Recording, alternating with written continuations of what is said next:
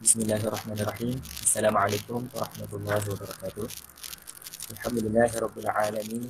Wassalatu wassalamu ala asyrafil anbiya'i wal mursalin wa ala alihi wa sahbihi ajma'in. Yang dimuliakan lagi dihormati jemputan kita pada hari ini, yang berusaha Dr. Wan Adli bin Wan Ramli, pensyarah Jabatan Akidah dan Pemikiran Islam, Universiti Malaya, serta para hadirin ahli diskusi yang dikasihi sekalian. InsyaAllah bagi memberkati majlis kita pada petang ini, kita mulakan majlis kita dengan Ummul Kitab Al-Fatihah.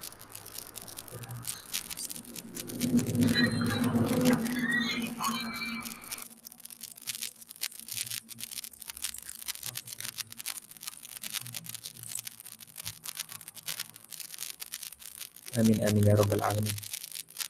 Jadi pertama sekali saya perkenalkan diri saya dahulu. Saya Muhammad Izzat Luqman bin Marzaidin, mahasiswa tahun 1 daripada Lajnah Sains Gunaan dengan Pengajian Islam, Akademi Pengajian Islam. Alhamdulillah, syukur kepada Allah Subhanahu Wa Taala kerana pada petang ini kita dapat sama-sama berkumpul di dalam Google Meet ini bagi sekali lagi menjayakan satu program, iaitu program mingguan yang dianjurkan oleh Lajnah Sains Gunaan dengan Pengajian Islam, iaitu diskusi sains Islam yang telah memasuki siri yang kedua bagi sesi ini, sesi 2020-2021. Dan insyaAllah pada petang ini tajuk yang akan dibawakan oleh Dr. Wan Adli pada hari ini ialah Bukailism, iaitu gerakan sains agama.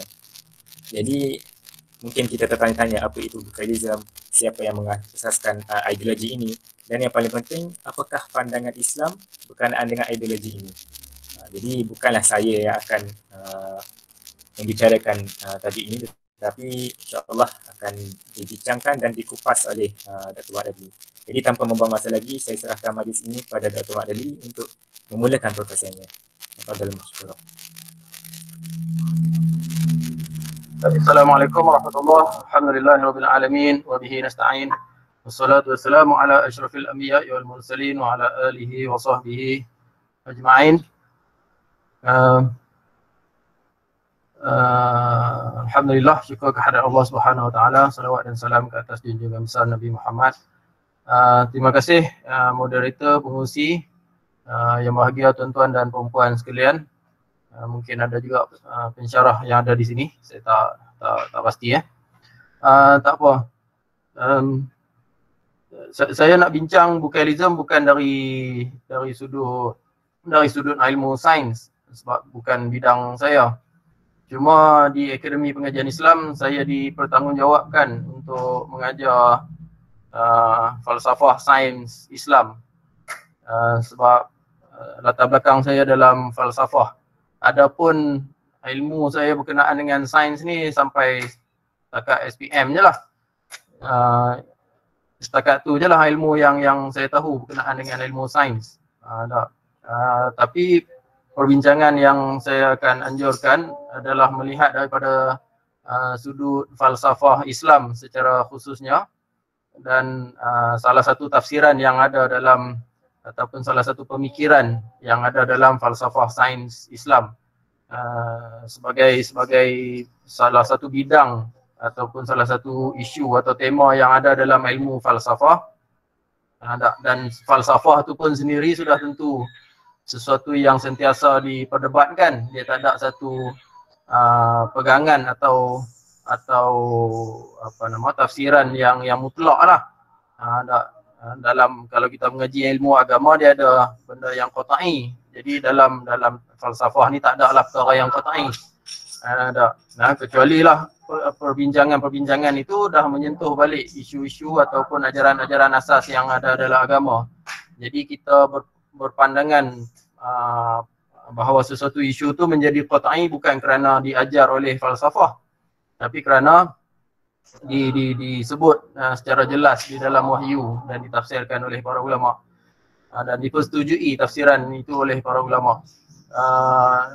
Dari sudut ilmu falsafah, perbincangan berkenaan dengan ilmu sains adalah sesuatu yang signifikan, sesuatu yang amat penting untuk kita cuba fahami pada zaman moden ini, disebabkan perkembangan ilmu yang dikenali sebagai sains yang ada sekarang ini, yang dari sudut ilmu falsafah secara khususnya dalam tradisi falsafah Islam, sehingga yang ada sekarang lah tak menganggap bahawa ilmu sains yang ada sekarang itu ataupun melabel ilmu sains yang ada sekarang itu sebagai ilmu sains moden, diistilahkan sebagai ilmu sains moden, bukan semata-mata ilmu sains, disebabkan perkembangan yang telah berlaku sepanjang sejarah peradaban manusia khususnya pada zaman moden ini, dan asal usul ilmu sains itu yang sebenarnya pada satu ketika berada dalam perut ataupun merupakan sebahagian daripada bidang ilmu falsafah ataupun dikenali sebagai falsafah alam atau falsafah tabi'i. Dalam bahasa Arab kita ni kita sebut tabi'iyat, atau terjemahan kepada karya-karya Greek, karya-karya Aristotle. Bidang ilmu berkenaan dipanggil fizik, tapi bukan fizik dengan makna fizik macam yang kita tak tahulah, macam kawan-kawan saya belajar di sekolah menengah dulu ni, dia ada fizik, biologi, kimia tu. Jadi bukan itu maksud fizik bagi fizik yang diistilahkan oleh Aristotle dalam falsafah Greek dahulu.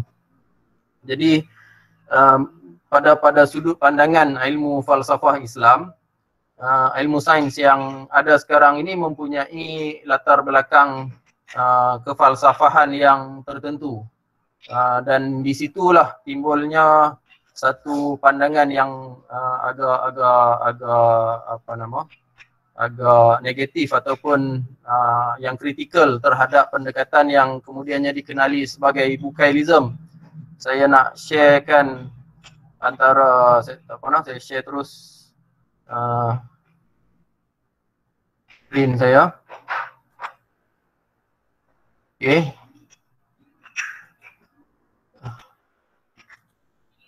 Ini daripada buku Studies in Islam and Science Nexus. Buku ini volume 1 lah. Buku ini adalah koleksi artikel dan koleksi penulisan oleh beberapa orang ahli falsafah dan juga saintis yang dikumpulkan oleh Muzaffar Iqbal. Buku ni ada kat library kita di Akademi Pengajian Islam, tapi tak boleh nak akses lagi lah buat masa ni. Baik, dalam satu bab, dalam satu fasal dia membincangkan membincangkan berkenaan dengan pendekatan ataupun aliran-aliran pemikiran bila membincangkan falsafah atau membincangkan sains Islam, apa yang dikatakan sains Islam dan bagaimana terhasilnya sains Islam. Dan di situ tunjukkanlah ataupun disebutkan Bukailism secara mudah ajalah. Bukan satu analisis yang mendalam sebagai asas untuk kemudian dibandingkan dengan pelbagai pendekatan sains Islam yang lain. Jadi ni volume 1 halaman berapa tak tahu ni . Oh, tak ada halaman dalam ni, daripada Google Books ni . Tak tulis halaman. Tak apalah. Sains Islam, Islamic Science via. Jadi pendekatan menghasilkan sains Islam melalui satu pendekatan yang akhirnya dikenali sebagai Bukailism yang merujuk kepada Dr. Maurice Bucaille. Tapi dibincangkan di sini sains Islam, apa yang dikatakan Bukailism ini adalah satu ilmu sains yang nak dinisbahkan kepada Islam, tetapi dengan satu pendekatan present method of scientific inquiry or the science presented in such a way that the scientific fact are interpreted or reinterpreted and justified or rejustified. Ini point dia, using the fact in the revealed book. Sama ada menggunakan Al-Quran ataupun Al-Hadis. Maksudnya yang dikatakan Bukailism ini adalah satu pendekatan menghasilkan ataupun mengatakan satu-satu pengetahuan sains sebagai Islamik dengan cara mengambil satu fakta saintifik Ada dibuat tanda apa nama pembuka penutup kata tu, sebab dia tak wujud fakta saintifik, yang wujud hanya teori saja. Ada. Jadi itu satu perdebatan yang lain lah saya kira. Tanpa dinafikan lah, mungkin ada di sana beberapa perkara yang dianggap sebagai yang memanglah kita boleh anggap sebagai fakta sains. Ada. Dan dari sudut ilmu falsafah yang dikatakan sains itu ialah ilmu mengenai alam.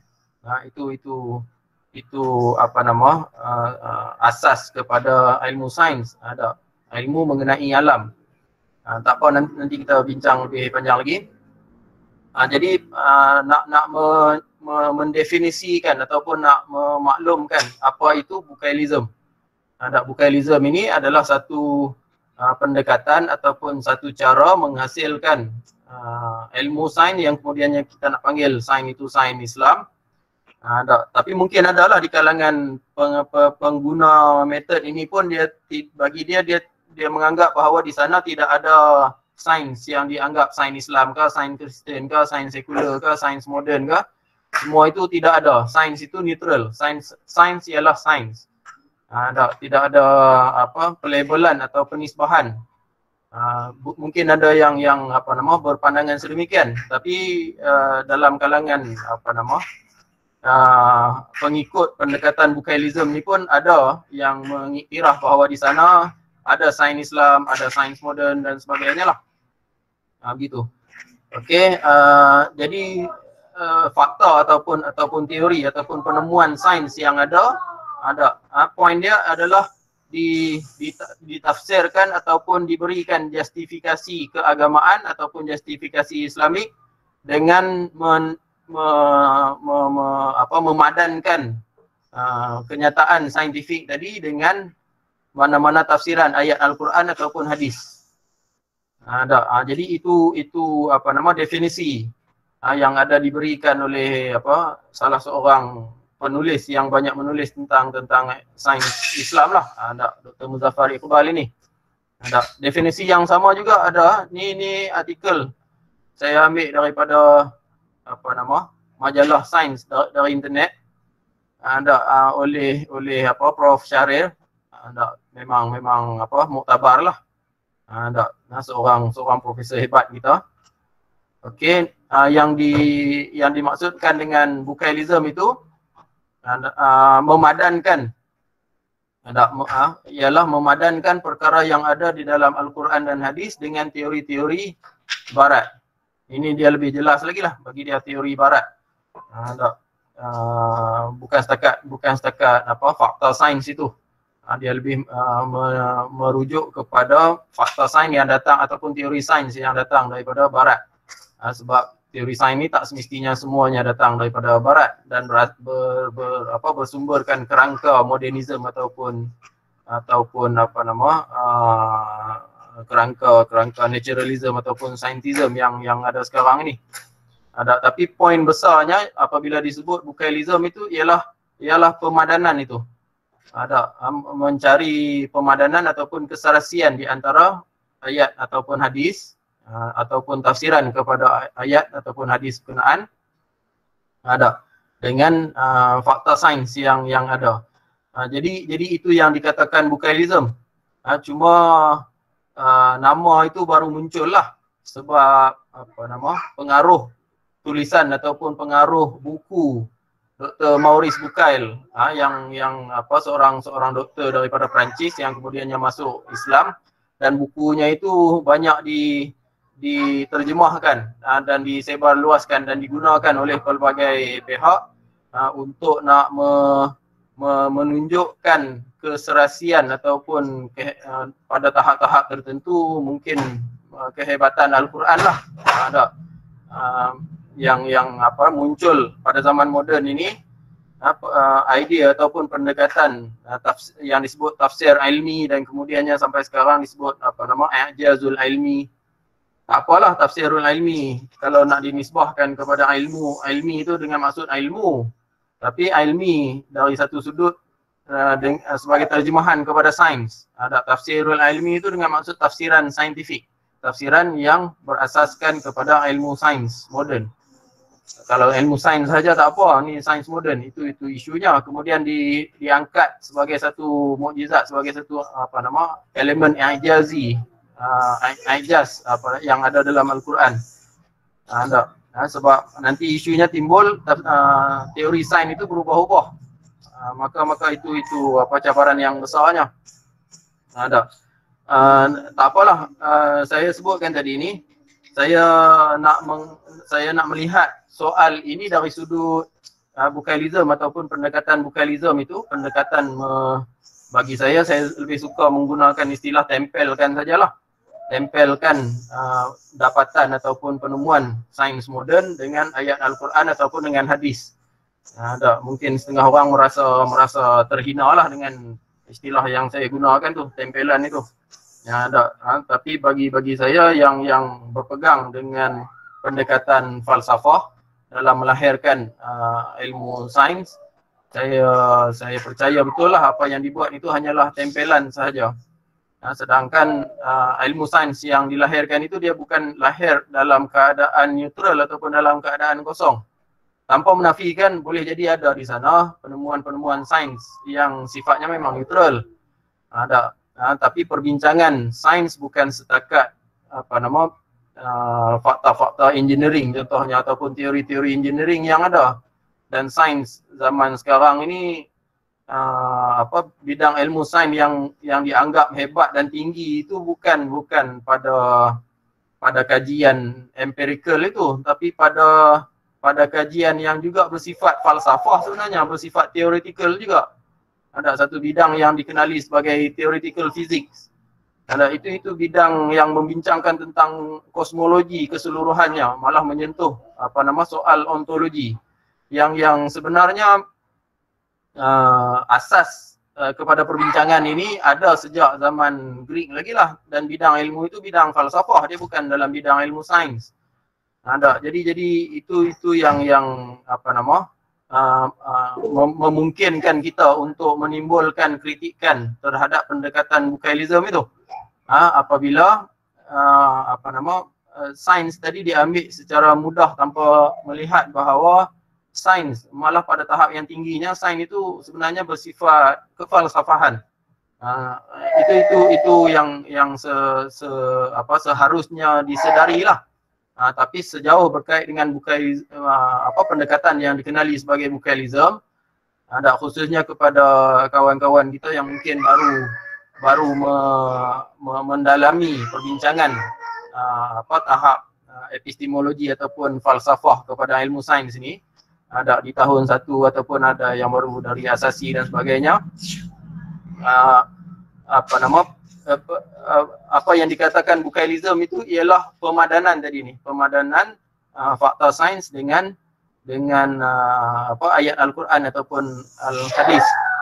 Dan pendekatan ini dinisbahkan kepada Dr. Maurice Bucaille, dan tapi dalam bacaan saya juga menemui huraian bahawa sebenarnya Dr. Maurice Bucaille sendiri bukanlah terus-terusan dengan pendekatan ataupun dengan caranya seperti yang ada dalam tulisannya itu. Tapi ideanya itu terus dipopularkan. Dia sendiri tidak terus-terusan dengan pendekatan melakukan penempelan itu. Tapi ideanya itu dipopularkan dan akhirnya mendapat ataupun dinisbahkan kepada namanya. Gitu. Tapi sebenarnya pendekatan ini telah ada dan dalam analisis ataupun perbincangan. Muzaffar Iqbal ni menyebut malah tokoh-tokoh seperti Yusuf Ali, Muhammad Nasad, Syed Qutb dan sebagainya telah pun menggunakan pendekatan ini. Dan orang yang menamakan pendekatan itu sebagai Bukhailism ini adalah Zainuddin Sadar, seorang sarjana Islam lah, yang juga concern tentang soal sains Islam dan falsafah sains Islam ini. Jadi itu pengenalan umum saja berkenaan dengan apa itu Bukhailism. Dan tulisan-tulisan berkenaan Bukhailism ini kalau daripada sarjana yang mendokong falsafah sains biasanya akan mengkritik lah. Cumanya dalam tulisan ini memang Dr. Muzaffar Iqbal tetap memberikan penghargaan.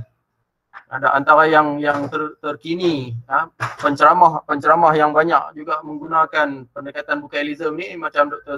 Zakir Naik.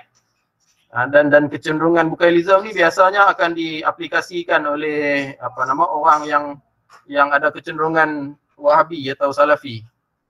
Itu kecenderungan yang agak meluas lah, kita boleh lihat. Kalau dia agak cenderung dengan Wahabi ke Salafi. Di Malaysia ni yang popular dalam TV Dr. Daniel tu lah.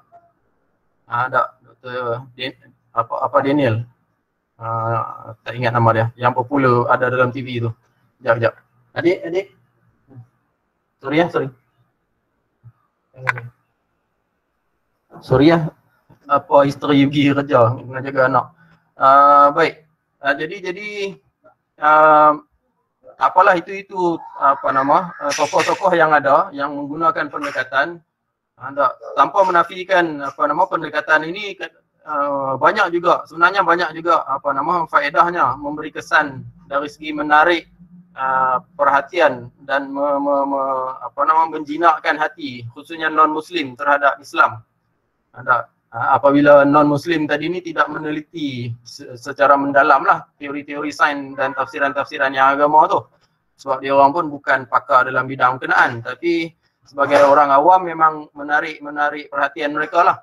Tak apalah, sekurang-kurangnya akhirnya tertarik hati kepada Islam. Itu sumbangan yang besar bagi pendekatan ini dalam konteks ajaran Islam ataupun perkembangan agama Islam keseluruhannya. Tapi dalam konteks kita nak membina, betul-betul nak membina satu peradaban yang kita nak bina elemen di dalam peradaban itu satu ilmu sains yang kita nak panggilkan sebagai ilmu sains Islam. Dia tak boleh bersifat ataupun kita tak boleh ambil pendekatan yang agak simplistik sedemikianlah. Kita kena bina bidang ilmu sains, kalau kita nak panggil sains Islam tadi ni, kita kena bina bidang ilmu itu dengan asas epistemologi dan juga asas kefalsafahan yang mendalam. Kita tak boleh main tempel-tempel gitu saja. Kita kena ada asas epistemologi dan juga asas pemikiran yang mendalam terhadap bidang ilmu yang kita nak bina tadi ni. Dan kritikan ini dikemukakan juga oleh Prof Syaril dalam tulisan ini. Ada 3 bahagian sebenarnya ni. Boleh cari dalam website majalah science.com. Cari Bukailism. Dan kritikan ini pun ada, bukan setakat sikit-sikit lah kritikan itu. Menurut Prof Syaril, pendekatan ini dia namakan sebagai pendekatan tumpang sekaki. Ataupun pendekatan melahirkan sains Islam dengan cara tumpang sekaki apa sahaja teori yang ada di barat. Tapi dia kemukakanlah kritikan itu kritikan Prof Syaril ini akhirnya dia mengatakan pendekatan ini akhirnya tidak melahirkan sesuatu yang baru pun dalam konteks ilmu sains. Dia hanya mengambil apa yang dah sedia ada dan ditempelkan dengan ayat Al-Quran ataupun hadis yang relevan. Tapi dia tidak inovatif untuk melahirkan sesuatu yang baru. Ini profesor dalam bidang sains sendirilah menyebut. Cuma dari konteks sains saya taklid je lah. Dari konteks ilmu sains saya taklid je lah. Dan sudah tentu kita akan menemui pandangan yang berbeza kalau kita cari. Dan pandangan itu boleh jadi datang daripada profesor juga. Tapi terpulanglah kepada siapa kita nak bertaklid. Dan bagi saya yang tidak ada ilmu langsung dalam ilmu sains ni, saya lebih cenderung untuk taklid kepada aliran inilah. Secara luasnya tidak juga lekeh lah tokoh-tokoh yang ada dalam aliran ini. Antara yang besar di Malaysia, Prof Tan Sri Syed Najib Alatas.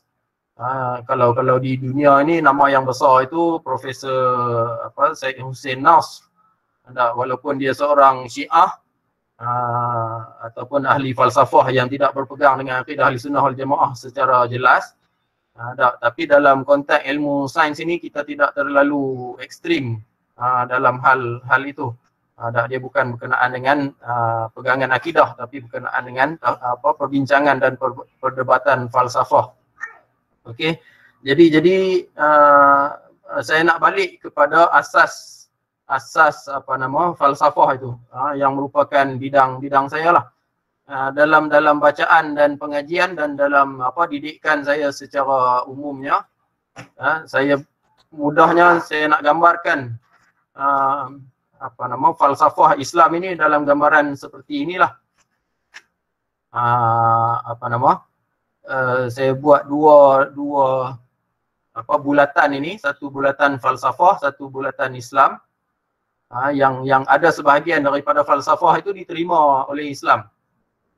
Dan tidak adil lah sebenarnya. Domain yang kata falsafah Islam tu sudah tentu tidak sebesar ini dalam Islam. Ini saja nak buat gambarannya lah.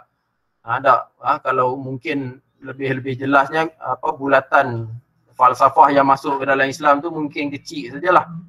Mungkin kecil dan kecil sangat-sangat lah. Berbanding dengan asal-usul yang ada dalam Islam berkenaan dengan akidahnya, fiqahnya, tasawufnya dan sebagainya. Dan sebagai pelbagai domain lain lah yang ada dalam Islam itu sendiri. Tapi ini gambaran satu peta minda yang mudah saja saya buat untuk nak menunjukkan bahawa secara umumnya falsafah ini adalah bidang ilmu yang memang dah ada sebelum daripada Islam dengan maksud syariat Nabi Muhammad itu. Tapi Islam ni sebagai ajaran yang ada telah diwahyukan malah sejak daripada Nabi Adam lagi. Kita boleh mengandaikan bahawa falsafah itu adalah perkembangan pemikiran manusia yang sudah tentu mengambil kesan-kesan ajaran wahyu itu, ajaran Islam ataupun ajaran wahyu yang dibawa oleh semua Nabi lah sejak daripada zaman awal. Sudah tentu mustahil manusia ini dengan hanya kemampuan akal fikiran yang sentiasa dinodai dengan nafsu boleh melahirkan pemikiran falsafah yang sedemikian tinggi. Dan atas kesedaran sedemikian maka kita bolehlah mendakwa bahawa falsafah ini pun mengambil ataupun mencedok, mengutip, mengadaptasi ajaran-ajaran agama yang ajaran agama Islam ini yang dibawa oleh nabi-nabi terdahulu. Tetapi sejauh berkait dengan falsafah Greek secara khususnya 300 tahun sebelum Masihi, 300 tahun sebelum Nabi Isa lagi, pemikiran falsafah itu telah dibukukan dan telah dinukilkan ataupun diwariskan dengan agak baiklah. Sama ada oleh ahli falsafah Islam kemudiannya ataupun oleh ahli falsafah Barat sendiri. Okey, tapi pada asasnya falsafah itu perlu kita sedar dalam perbincangan Aristotle dan dalam perbincangan ahli-ahli falsafah Islam khususnya aliran Masyariah ataupun aliran peripatetik.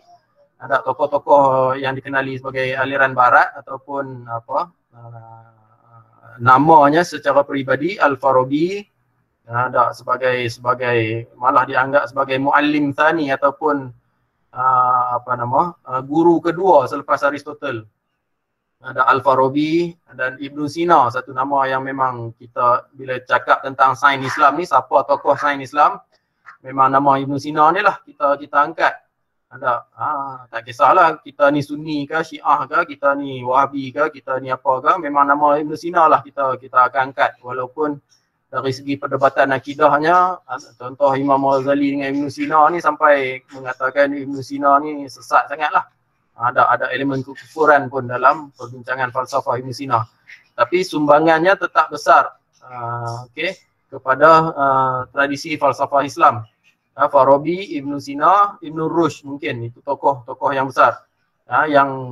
Kemudiannya dalam tradisi falsafah Islam ataupun yang ulama-ulama Sunni yang menerima falsafah pun tidaklah menolak sepenuhnya.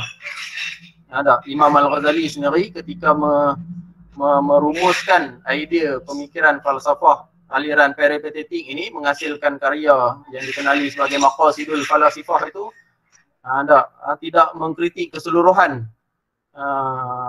keseluruhan kerangka dan seluruh unsur yang ada beberapa 20 isu yang dia bangkitkan. Kemudian karya oleh ulama terkemudian macam Tok Guru saya Prof Wan Suhaimi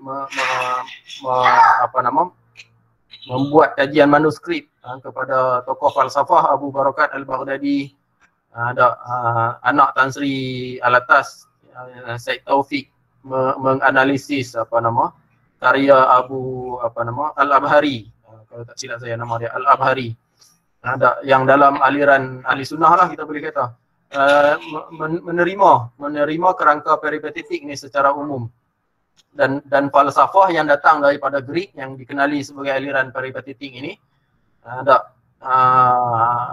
secara mudahnya dibahagikan kepada tiga topik utama. Secara mudah lah ni secara mudah saja. Khususnya falsafah nazariyah. Kalau falsafah amaliyah itu ada pembahagian yang lain kepada tadbirul kepada etika, kepada ekonomi dan juga politik. Tapi ini falsafah theoretical ataupun falsafah nazariyah dibahagi secara mudahnya, memang dibahagikan kepada tiga ini: logik, metafizik, tabi'i. Dan pembahagian ini juga disebut oleh Imam Ghazali sendiri, oleh Fakhruddin Ar-Razi juga menyebut pembahagian ini. Maksud mereka tidak menolak sepenuhnya, sebab ini hanya klasifikasi ataupun pembahagian bidang ilmu sahaja. Tujuan saya buat pembahagian ini nak ceritakan bagaimana lahirnya ilmu sains yang dipanggil moden, yang daripada situ perlu kita sedar kepentingan ilmu falsafah dalam kita nak mengadaptasi sekurang-kurangnya ataupun nak membina ilmu sains pada zaman sekarang ini. Okey, ilmu falsafah, ilmu yang ada sejak daripada zaman Greek, dan ketika Islam berkembang sampai ke Baghdad dan kemudian bertembung dengan peradaban-peradaban asing, antara bidang ilmu yang besar adalah bidang ilmu falsafah inilah. Ada yang cukup memberi kesan, sama ada mencabar ataupun malah dari satu segi kita boleh kata mempengaruhi perkembangan wacana dan tradisi khazanah ilmu dalam Islam. Falsafah itu dibahagikan kepada tiga domain besar: logik, metafizik dan juga tabi'i. Tapi elemen metafizik ini kita tak ambil sebab kita dah ada ajaran akidah yang kukuh. Tak perlu pun kepada perbincangan metafizik ini. Imam Ghazali dah menganalisis dan menolak hampir kebanyakannya lah. Tapi logik kita terima saja, dan malah Imam Ghazali menyusun balik logik dengan lebih lengkap lagi. Dan malah bagi Imam Ghazali logik tanpa menafikan pengaruh daripada Greek itu. Tapi Imam Ghazali juga menyebut bahawa logik ini ilmu tentang cara berfikir yang sebenarnya dah ada lah sejak sebelum Aristotle, sejak zaman Nabi Adam lagi. Nabi Adam pun dah tahu berfikir, yang telah dibina dan disusun oleh manusia. Cuma kebetulannya untuk konteks kita zaman moden ini ataupun pada awal Islam itu, bila dicari ataupun cuba dipelajari, ditemui bahawa susunan perbincangan oleh Aristotle mengenai cara berfikir itu antara yang terbaik, antara yang paling advance. Dan ilmu itu dinamakan logik, dan ulama kita menerima dan mengadaptasi, sehingga kan dalam membincangkan asas-asas akidah kita itu pun kita mengambil manfaat dalam mengambil kira susunan logik. Jangan keliru itu bukan asas akidah kita dibina oleh logik Greek. Sebab logik Greek tidak pun membawa mereka kepada beriman kepada Tuhan, beriman kepada Allah ataupun mengenal Allah secara jelas.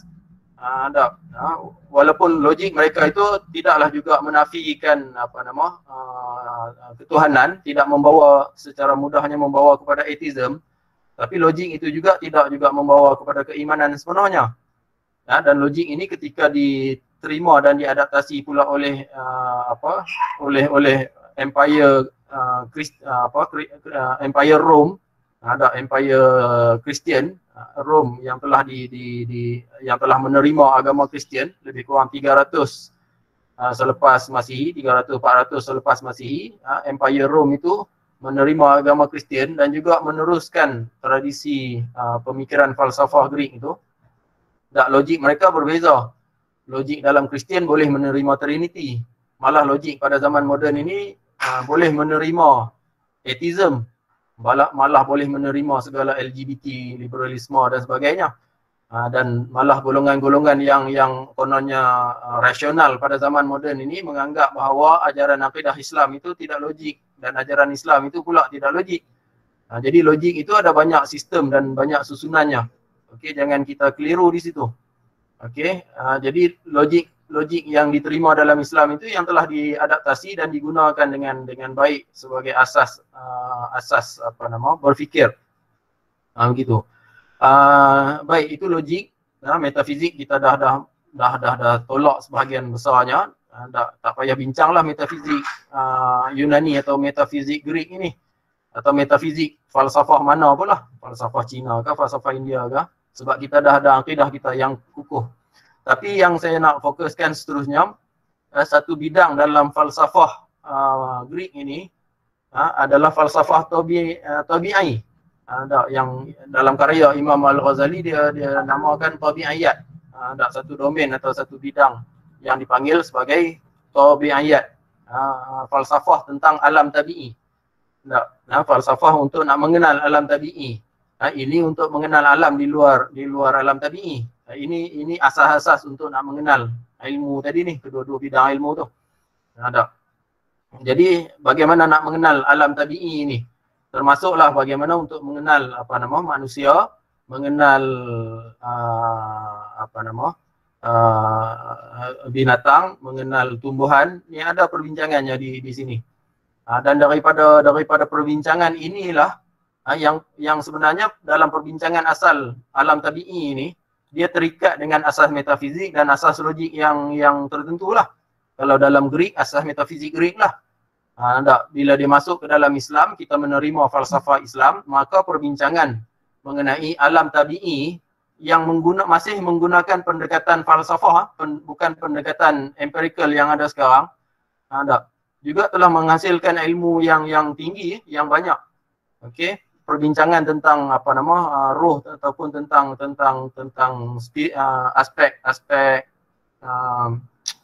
aspek mental ataupun aspek keupayaan akliyah manusia. Membincangkan tentang konsep akal dan juga asas akal manusia ini. Akhirnya mengiktiraf bahawa akal itu perkara yang spiritual. Akal itu bukan setakat otak, bukan setakat kemampuan otak. Malah otak itu pun ada dua, kemampuannya yang zahir dan kemampuannya yang batin. Otak itu adalah panca indera manusia yang batin, bukan panca indera yang zahir. Itu ada dibincangkan dalam ilmu falsafah. Dan tempat duduk ilmu itu dalam konteks nak mengenal alam tabi'i ni, nak mengenal manusia. Salah satu elemen alam tabi'i ialah manusia. Dan dalam perbincangan falsafah, contohnya falsafah Ibn Sina sendiri pun, bila sampai ke nak mengenal manusia itu sudah tentu tumpuannya bukan setakat tubuh badan biologi yang fizikal ini. Yang utamanya adalah akal itu. Sebab dalam falsafah pun telah mendefinisikan manusia itu sebagai hayawanun natik, bukan setakat hayawan hayun hidup itu, malah elemen natik ataupun elemen mantik atau elemen berfikir yang merujuk kepada akal. Akhirnya merumuskan bahawa akal manusia ini adalah sesuatu yang rohani atau spiritual sifatnya. Dan Imam Al-Ghazali dalam Ihya, dalam pelbagai karyanya juga mengadaptasi perbincangan yang ada dalam falsafah itu. Poin sayanya, ilmu falsafah tabi'i ini, falsafah tabi'iyah atau philosophy of nature ini, sebelum kelahiran revolusi ataupun enlightenment di barat, dia memang telah menghasilkan ilmu yang berguna dan berfaedah untuk manusia. Tapi asas kepada kelahiran ataupun asas kepada perbincangan ilmu itu masih lagi dalam kerangka falsafah. Newton sendiri pun dikenali sebagai philosopher of nature, bukan saintis. Itu satu perkara yang perlu kita sedar. Dia ahli falsafah. Buku dia Philosophy of Nature. Buku dia bukan menggunakan istilah sains. sains ni istilah yang baru muncul, lebih kurang mungkin 200 paling lama lah, 200 tahun atau 150 tahun.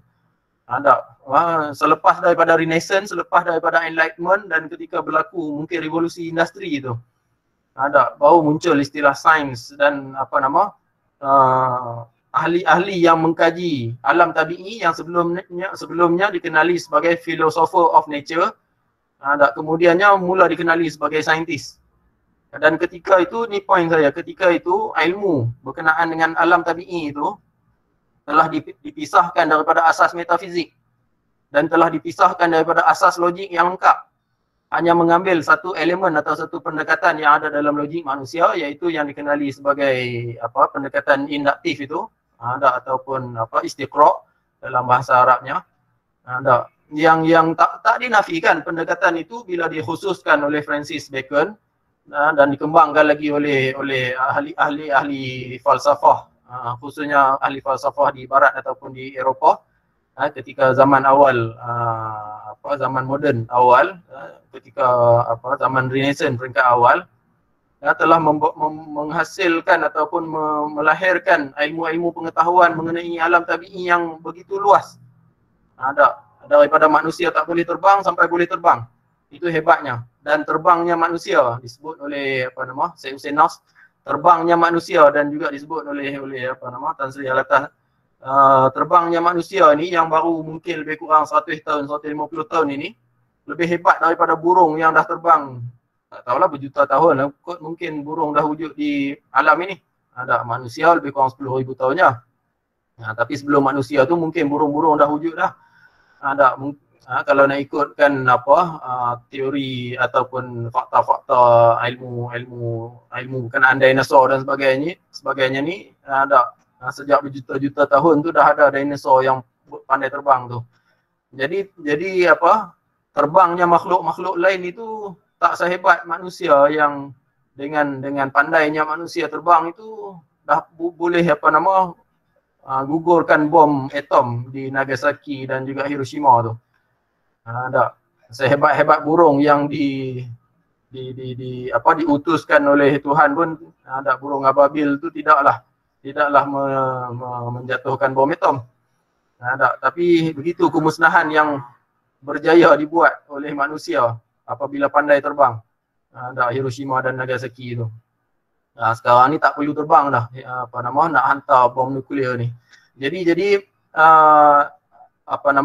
asas ilmu berkenaan dengan alam tabi'i yang dibina selepas revolusi industri, selepas Enlightenment secara khususnya, kemudian selepas revolusi industri, dia ilmu itu telah terpisah dengan asas metafizik.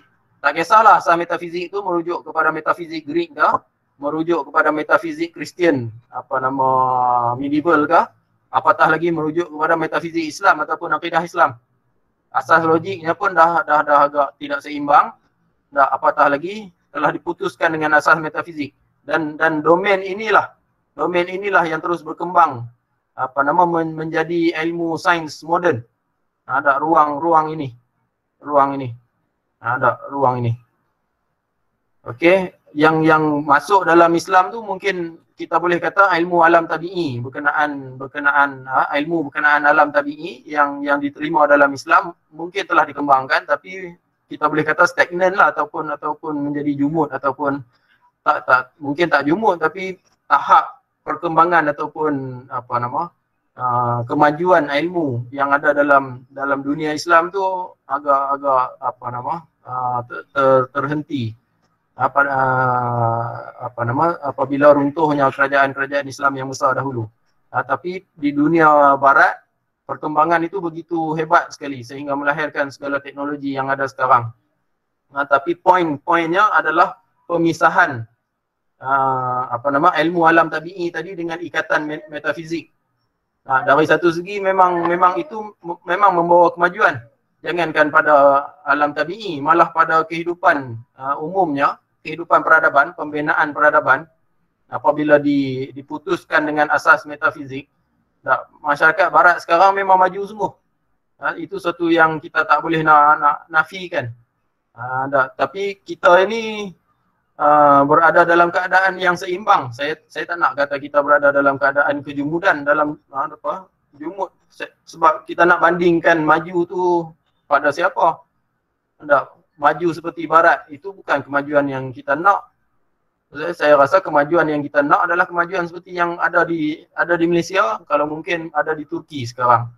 Ada negara-negara Arab lain yang masih terkongkong dengan sistem ataupun dengan perangai lama mereka, itu taklah.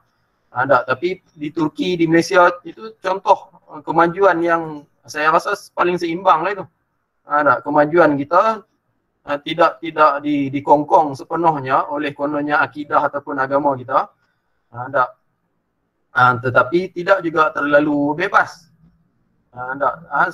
Dan apabila kita nak menghasilkan satu idea berkenaan dengan ilmu sains, berkenaan dengan alam tabi'i itu, kita sentiasa rasa berawas-awas, rasa apa pandangan para ulama ataupun apa asas ajaran agama terhadap semua ini. Kita masih ada self criticism yang tinggi. Dan saya rasa itu suatu keadaan yang amat baik untuk keseimbangan kehidupan kita.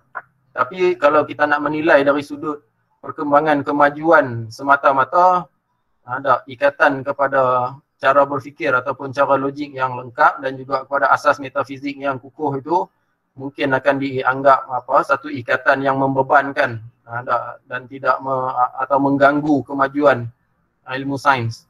Jadi ini yang saya nak gambarkan. Sains Islam, ada sains Islam, kita nak majukan balik ini, bidang sains ini yang terus terikat ataupun terus dibina di atas asas metafizik Islam dan asas logik Islam yang tidak terpisah. Tapi kalau dia dah terpisah, dia dah terpisah, terkeluar, apa yang dibuat oleh Bukailism sekarang ini ialah ilmu yang dah terpisah itu.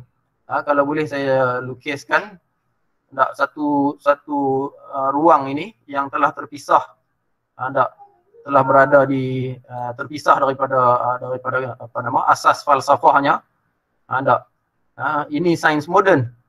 Sains moden ini yang nak ditempelkan balik kepada metafizik ataupun kepada asas keagamaan Islam.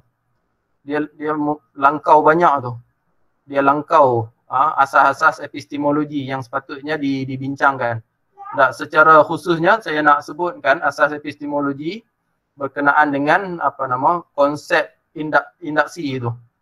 Dalam Islam membincangkan istiqra', bukan tak diterima, tapi istiqra' itu disebut istiqra' tam. Ada induksi yang mesti lengkap, baru kita boleh yakin dengan ilmu yang ada itu. Tapi ilmu sains yang ada ini bukan hasil daripada daripada kajian induktif yang lengkap ataupun yang sempurna, dan sebahagian besarnya bukan pun terhasil dengan pendekatan empirical ataupun induktif itu sepenuhnya. Sebahagian besarnya masih lagi bersifat teori.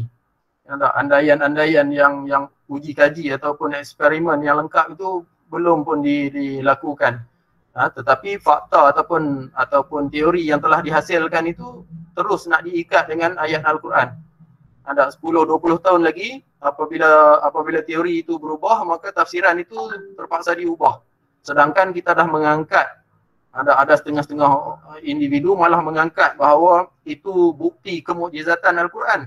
Sudah ada disebut sebagai ijazul ilmi, sebagai bukti kemukjizatan Al-Quran dari segi sainsnya, dalam konteks ilmu sainsnya. Tapi tiba-tiba 10-20 tahun lagi berubah. Zaman sekarang pun orang tak bincang dah tentang atom. String teori itu. Saya tak reti lah string teori ni apa, tapi sonok suka duk tengok ada sitcom Inggeris yang popular tu, The Big Bang Theory tu kan. Big Bang Theory kan nama sitcom tu. Ada Sheldon tu. Dah lah Sheldon tu dalam sebenarnya seorang gay sebenarnya. Tapi tak apalah. Dia satu sitcom yang popular dan mempopularkan fizik ataupun theoretical fizik yang saya sebutkan tadi ni. Dan yang dibincangkan di situ bukan lagi atom atau teori atom, tapi teori string ya, apa string theory, string ataupun benang lah, teori benang. Kewujudan, asas kewujudan itu bukan atom atau tumpuk-tumpuk gitu, tapi satu apa macam benang lah, macam string gitu. Jadi itu mungkin kita jumpa ayat Quran atau hadis tertentu ditempelkan kepada ayat Quran atau hadis tertentu, tiba-tiba 100, kalau tak 10-20 tahun lagi pun 100 tahun lagi berubah pula. Jadi itu cabaran besar lah yang kita hadapi.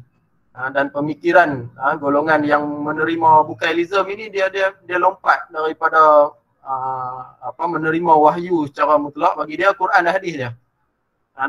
Yang aku terima, yang saya terima hanya Quran dan hadis. Lepas tu apa lagi untuk hidup ni? Sains. Dah habis segala khazanah.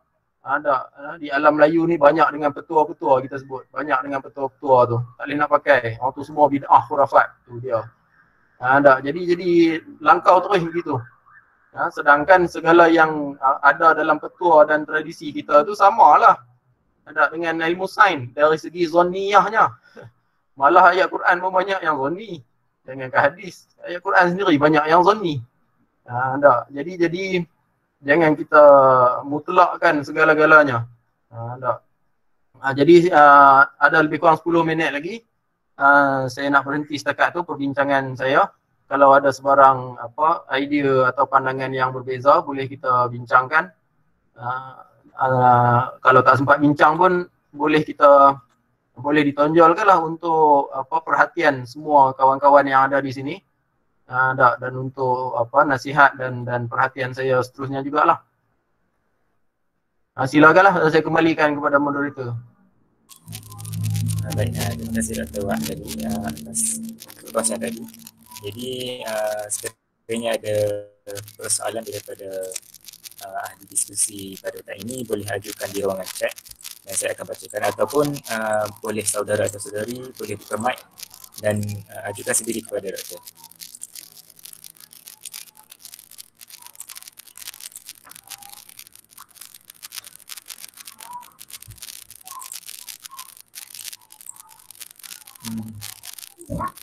Assalamualaikum Doktor. Nak tanya kalau macam contoh kan, mungkin soalan popular dalam penerimaan teori dalam penerimaan Darwinism, ataupun bahkan Darwinism itu sendiri pun dah berkembang sampai wujud teori ekonomi ni, teori politik itu sendiri kan. Tapi kalau dari segi pandangan kita, dari segi seorang Muslim kan dalam Darwinism ni, kita nak kata kita memang beriman yang beruk, kita bukan datang daripada beruk. Tetapi adakah dengan teori itu sendiri kita boleh tolak mentah-mentah macam tu, terus tolak? Sebab nak kata dia tak logik 100% pun tidak, nak kata dia, tapi nak kata manusia daripada beruk pun tidak. Sebab dari segi kalau belajar biologi pun macam teori Darwin ni adalah apa yang membentuk moden biologi. Jadi macam mana Ustaz? Baik, saya cadangkan dengar. Saya share sekali lagi terus lah. Okey, sharekan skrin saya. Saya cadangkan dengar ulasan atau perbincangan lanjut oleh Dr. Yasir. Ni antara yang saya dengar dan jumpa dalam internet lah. Dr. Yasir Qadhi. Yang dia belajar Yasir Qadhi Evolution untuk rujukan lanjut. The Quran and Evolution by Yasir Qadhi. Assalamualaikum warahmatullahi wabarakatuh. Saya sharekan terus dia punya link dia ni dalam chatting kita ni. Okey. Saya tak tahu, macam saya sebutkan, saya bukan dalam bidang sains. Tapi setakat bacaan saya, sejauh berkait dengan evolusi biologi ni, evolusi Darwinism ni, dia sesuatu yang amat penting dan amat signifikan dalam ilmu sains biologi. Kalau nak bincang falsafah di sebalik evolusi itu, saya boleh bincangkan lah. Dia datang daripada kepercayaan bahawa alam ni qadim. Itu memang dah ada dalam falsafah sejak sekian lama. Cuma andaian berkenaan dengan evolusi ataupun perkembangan manusia, bila manusia ni tak ada asal usul, maka dia memang boleh diandaikan dia evolve. Cuma kononnya pembuktian secara empirical dan secara biological itu dikemukakan ataupun dipopularkan oleh Darwin. Sebelumnya pun dah ada perbincangan, tapi Darwin yang kononnya lah menunjukkan fosil dan sebagainya. Memang ada kritikan dan ada penambahbaikan dan sebagainya. Dia begini, khusus dalam ilmu sains biologi kita terima aje lah.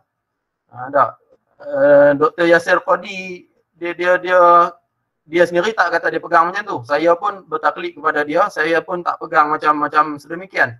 Tapi kita boleh nak menyebut ataupun nak mengizinkan kepada kawan-kawan kita, kalau nak terima biologi malah boleh terima keseluruhan idea yang ada dalam evolusi biologi itu, tetapi berhenti setakat manusia dilahirkan. Nabi Adam dilahirkan. Begitu.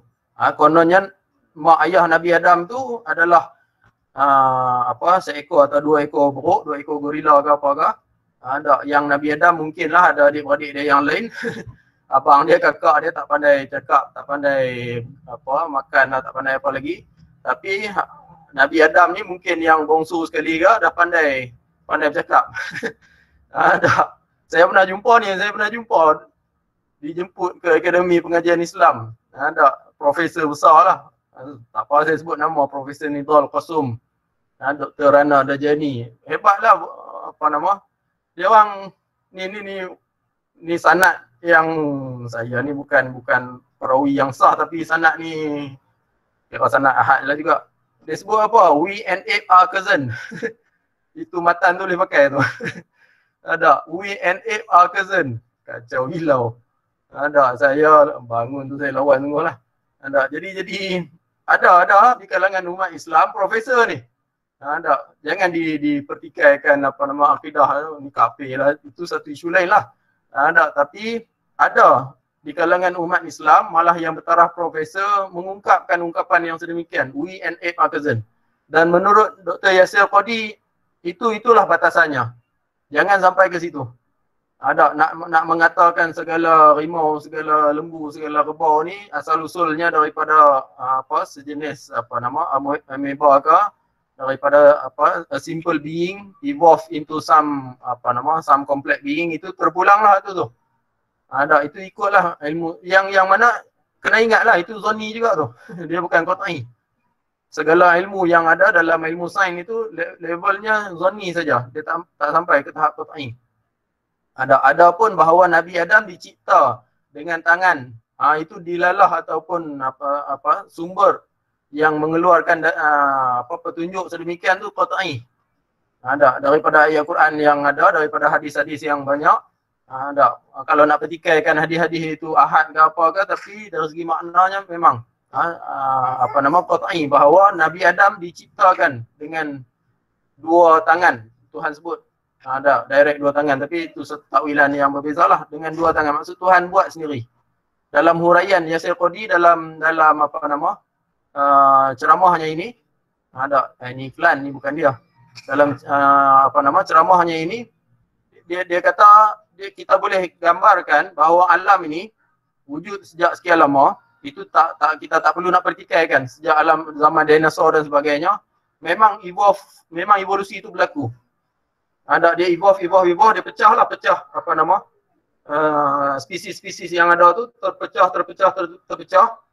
Yang mana sampai satu ketika lebih kurang 10,000 tahun yang dulu dia memang sesuai untuk Tuhan letak satu spesies Adam sebagai kewujudan yang seimbang dengan kewujudan pelbagai spesies yang dah sedia ada tu. Dah banyak cabang tu. Mungkin semua tu daripada satu makhluk je, tapi dah evolve. Mungkin sejak berjuta tahun dahulu, tapi 10,000 tahun dulu Tuhan dah buat kewujudan alam ni sampai satu point yang ketika itu memang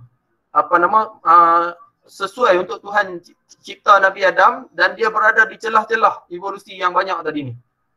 Cuma bila manusia tanpa melihat kepada wahyu, ni huraian Yasir Qadhi, kalau tak melihat kepada wahyu, dia akan anggap bahawa Adam tu memang lahir daripada cabang evolusi yang ada. Akan lahir daripada cabang evolusi yang ada. Tapi kita sebab wahyu dah sebut, dia cuma sesuai berada di dalam cabang evolusi tu. Cuma kewujudannya diciptakan secara langsung oleh Allah. Diciptakan terus oleh Allah. Itu tahap yang paling maksimum kalau seseorang nak menerima evolusi, iaitu pada pada Nabi Adam itu tidak diciptakan. Di atas pada itu saya cuma nak tambah sebab dalam hukum syarak kita ni kita tak boleh makan babi, anjing dan juga keturunannya. Kena buat kajian sampai habis lah. Takut kerbau yang ada kat kampung kita tu evolve daripada babi dan anjing mana-mana kah. Adalah subspesies kepada babi atau anjing. Ada orang tangkap babi besar sangat, balik belah lama-lama 10 keturunan tengok-tengok jadi kerbau kat kampung kita. Tu jaga-jaga tu tetap haram tu. Tu kena kaji lagi habis lah. Sebab dalam hukum jelas lah tak boleh makan babi, anjing dan keturunannya tu. Okey. Tu kalau evolusi tu katakan berlaku sebelum syariat Nabi Muhammad, tak apalah, jumpa evolve juga, evolve daripada babi, tapi mak dia tu babi tapi anak tu kerbau. Cuma anak tu dilahirkan sebelum Nabi Muhammad. Tak apalah tu. Syariat tu hanya mengharamkan anak babi dan anjing tu sejak bermula Nabi syariat Nabi je. Dalam konteks sekarang, bagaimana kita nak membina epistemologi sains Islam yang kukuh agar tidak terikut dengan pseudosains Islam? Apakah rujukan dan panduan asas yang berkaitan epistemologi? Baik. Kita tidak ada buat masa sekarang sebab belum ada satu gerombolan ilmuwan sarjana yang menguasai kedua-dua bidang. Itu masalahnya. Macam Profesor Syed Hussein Nasar tu yang menguasai tradisi dan menguasai ilmu sains selengkapnya. Belum ada yang gerombolan yang sedemikian besar dalam dunia Islam sekarang ni. Dan dia merujuk, kalau kita nak tahunya, kita tengok kepada sistem pendidikan yang ada macam kita lah di Akademi Pengajian Islam ni, double major ataupun pengajian yang integratif. Tak juga integratif, ada kedua-duanya. Hanya di Malaysia, mungkin ada di Turki, mungkin di Jordan, dan itu pun baru-baru je. Di Mesir tak ada, di Azhar memang tak ada, di Mekah, Madinah tak ada. Di dunia barat apatah lagi. Walaupun profesor yang ada di depan kita itu Tan Sri Alatas contohnya, dia bukan saintis. Walaupun anak muridnya Datuk Wan Makno itu saintis, tapi dia kemudian tinggalkan sains.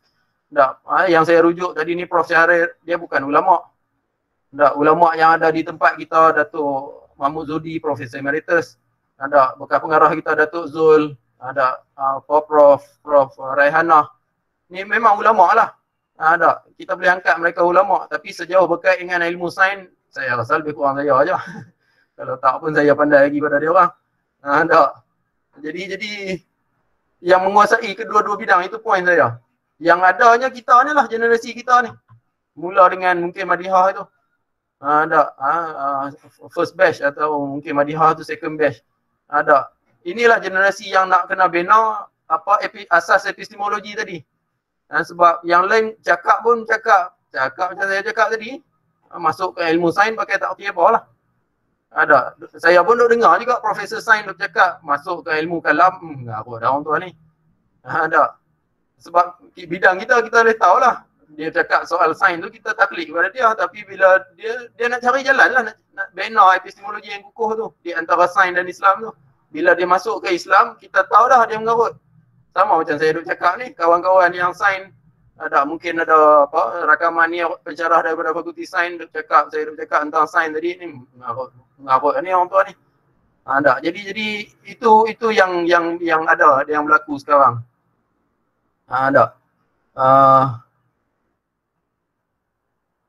Ini Ustaz Ali, soalan ni hebat. Kita nak bina epistemologi. Ada Ustaz Ali ni.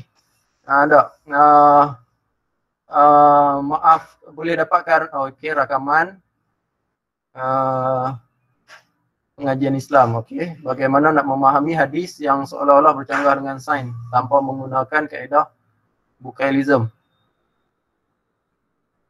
Seolah-olah bercanggah, tak, kena ikut hadis tu.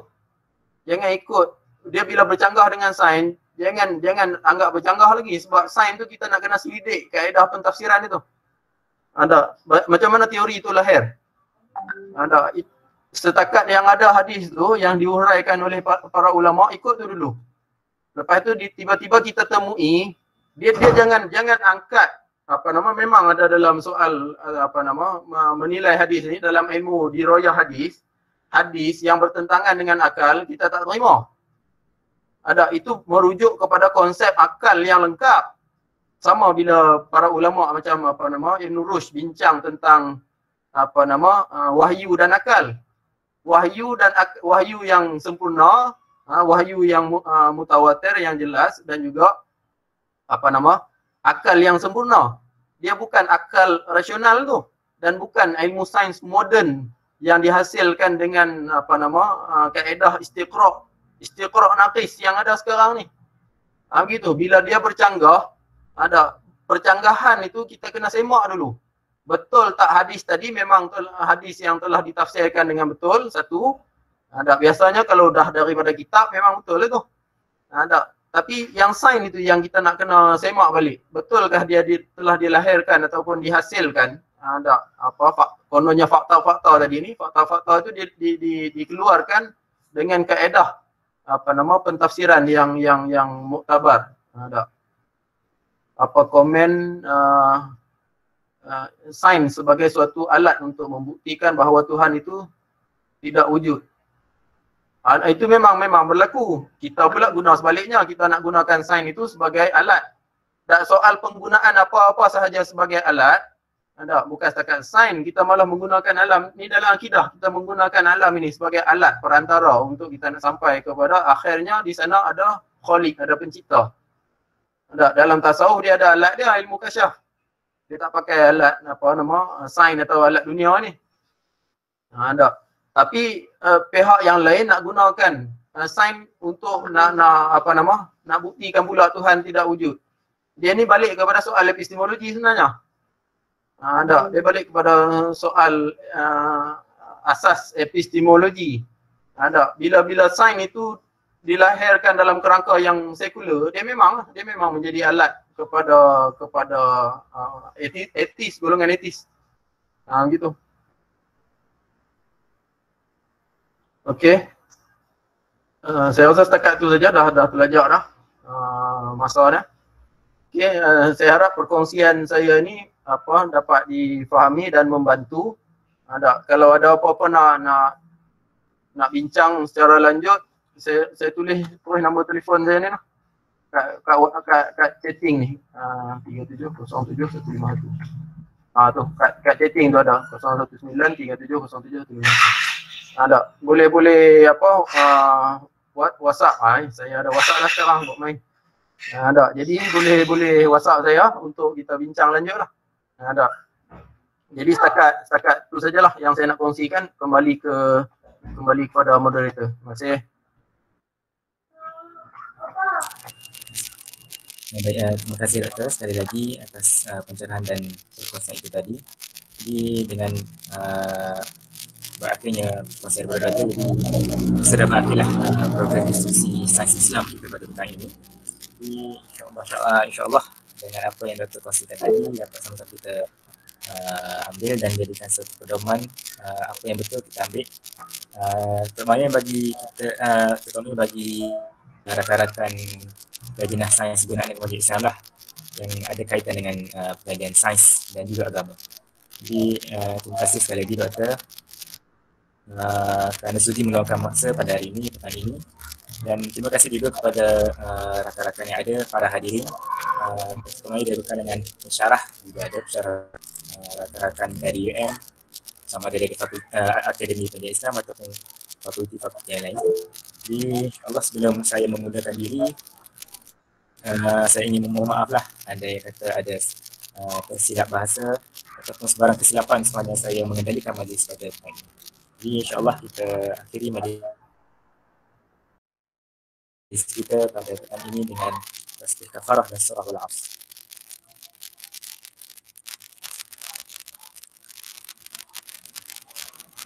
Terima kasih Dr. Wan. Sekian, wabillahi taufiq wal hidayah. Wassalamualaikum warahmatullahi wabarakatuh. Terima kasih semua.